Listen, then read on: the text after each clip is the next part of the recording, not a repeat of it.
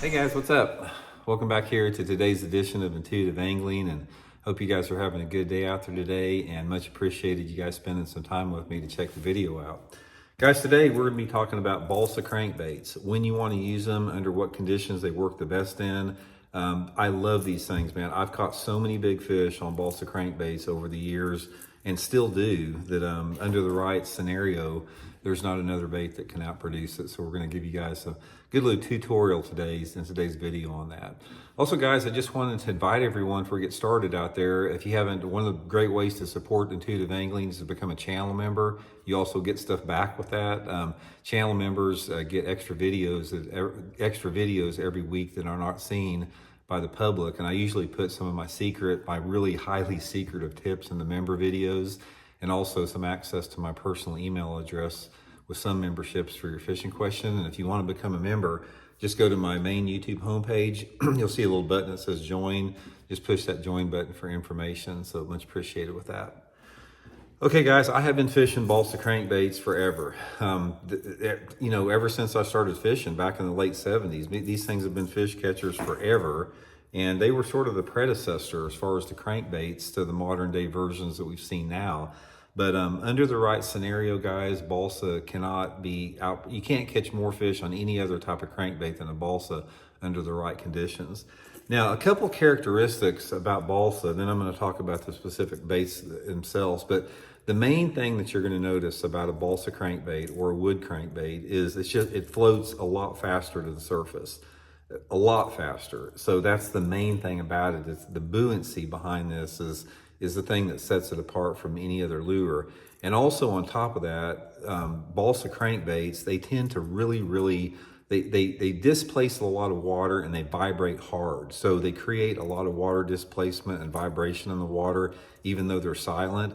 Just the fact that how they resist the water and fight the water, it just simply puts a different frequency moving through the water than plastic does. And that's one of the elements that they hit it really good. Now, the ones I'm going to talk about today specifically, guys, this is the old Bagley Balsa B3 that I used for years. And I replaced it about 15 years ago with my buddy, Dave Ryan, from here in Missouri. This is one of Dave's custom baits, and he has a business called Dave's Custom Lures. And if you guys are interested in get some, just Google Dave's Custom Baits, and he's got a full line of jerk baits and custom made balsa crankbaits like this. And if you want to order some of just the Balsa B3 Bagleys, I'll put my Tackle Warehouse link in the description. You guys can get some there. But these are my two favorite. But I do use Dave's bait more than anything else. It comes in a lot of different sizes. Now, my favorite, as far as when you're talking about a balsa wood crankbait, my favorite is the big size, the big fat 3-inch size that Dave makes right here. Mainly because it catches big fish. I mean, a big 3-inch balsa bait, it's one of the best quality fish producers I've ever used. And like I said, I'm not really sure, other than just what I told you about the vibration and the water displacement and the profile of the bait. But this particular bait, it triggers bigger fish than a plastic bait. I can tell you for sure, out of the countless fish that I've caught on crankbaits over the past 50 years, I bet the bass that I catch on a balsa wood crankbait they're probably a pound heavier on the average than on a plastic crankbait overall. I'm going to guess that the average size fish that I've caught on this 3-inch, either the Bagley or Dave's crankbait here over the years, the average size fish is probably 3 pounds when they bite it, which is exceptional. It's a big fish lure out there. So when do you want to use it? That's the whole thing about it. When do you determine when you want to use the balsa wood crankbait? Now, there's a couple different things you can go by on this. Now, the train of thought or the common viewpoint on balsa wood crankbaits from most people that try to oversimplify it is you want to use a balsa wood crankbait when you're fishing around, like lay down trees and heavy cover, simply because you can pop it free because it's more buoyant out there. And that, yeah, there is some truth to that, but that's not why I use it, because I don't use a crankbait simply because it doesn't get hung up as much. It doesn't take anything for me to go over there and poke my rod tip 3 or 4 feet in the water and get a plastic one undone. So that's why most people think that they use it, as far as it's more weedless out there and coming through lay down limbs and stuff like that. But the main thing for me, it has to do with the mood and the personality of the fish. that really at times get keyed in on the balsa crank over anything else. Now, here's what I found about it in my own fishing. There's a couple different windows throughout the course of the year that it really works good.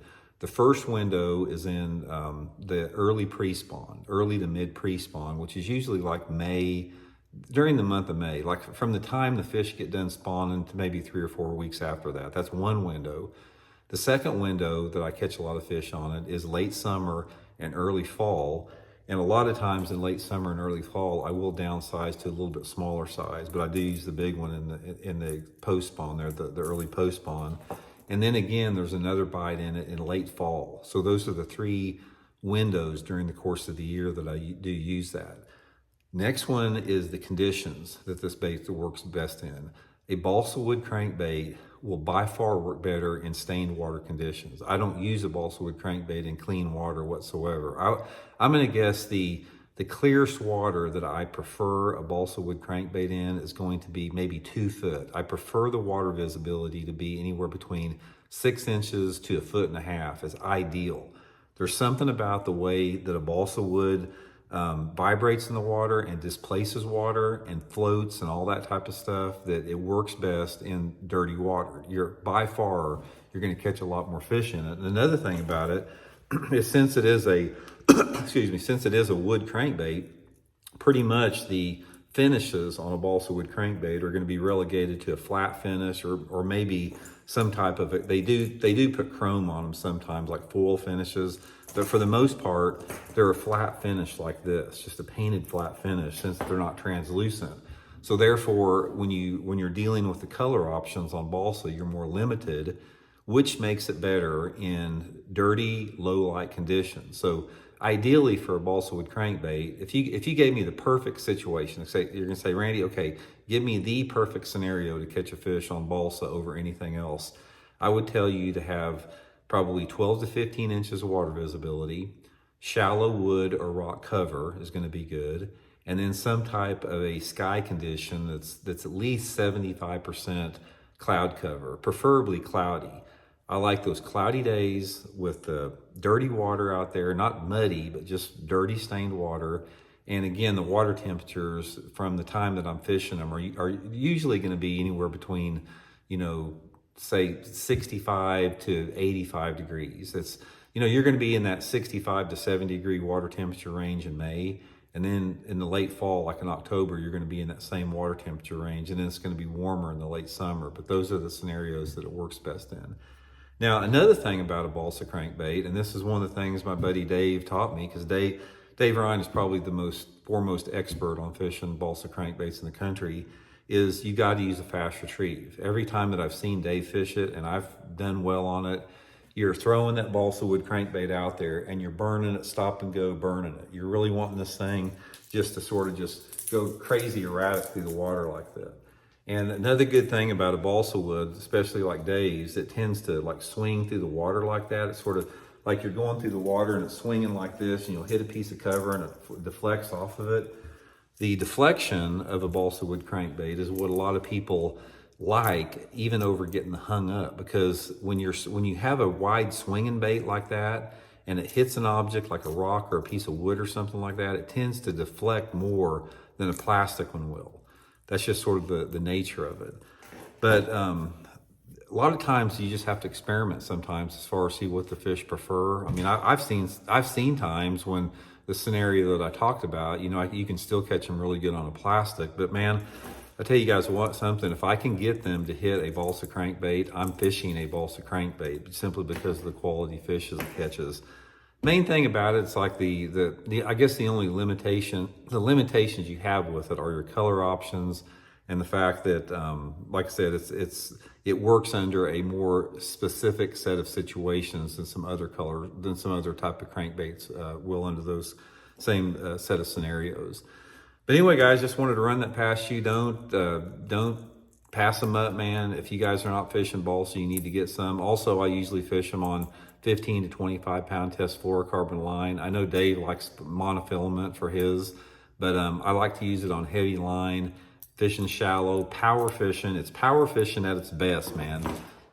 I can't tell you guys how many good ones I've caught over the years by putting that big balsa square bill on, put it on 20-pound test line, and just go down the bank and just start fishing, just covering tons of water, just power fishing. It's super fun way to catch them, because a lot of times when they hit the thing, they will absolutely clobber it.